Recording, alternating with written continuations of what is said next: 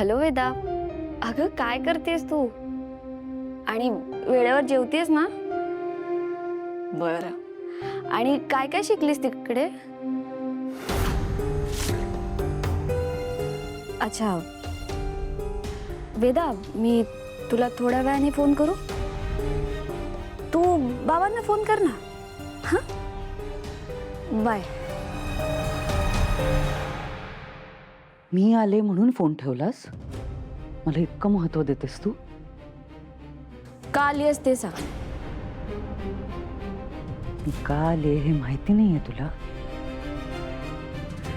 खरं तर मी इथून थेट पोलीस स्टेशनला जाणार होते, पण म्हणलं कशाला उगाच विषय वाढवा, आपलीच बदनामी होईल.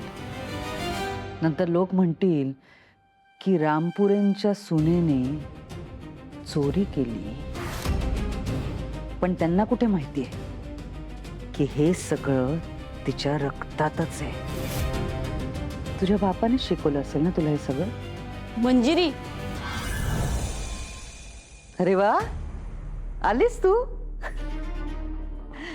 आम्ही तुझीच वाट बघत होतो. ए मला खरं सांगा मीरा, हा सगळा प्लॅन हिचा होता ना? हा,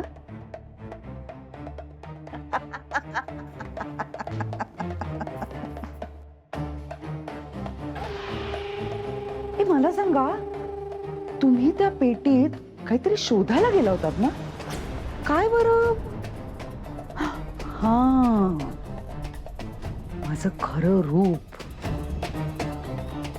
सापडलं नाही? अरे रे रे. मंजिरी, तुला वाटत असेल की तुझ्या या मायावी शक्तीने तू सगळ्यांवर राज्य करू शकतेस, तर लक्षात ठेव, मायाजाल फक्त तात्पुरतं असतं. ते फक्त डोळ्यांना फसवू शकतं. या सृष्टीत फक्त एकच शक्ती आहे जी कधीच कमी पडत नाही, जी कधीच हरत नाही. ती म्हणजे श्रद्धा.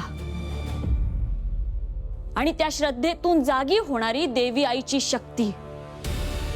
आणि ती शक्ती वेळ पडल्यावर पूर्ण जग हलवण्याची ताकद ठेवते.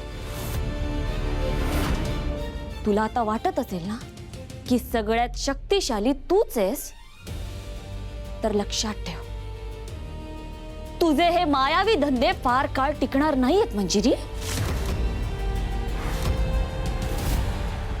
टिकणार नाहीत. टिकणार नाहीत. 300 वर्ष टिकलेत मीरा. 300 वर्ष.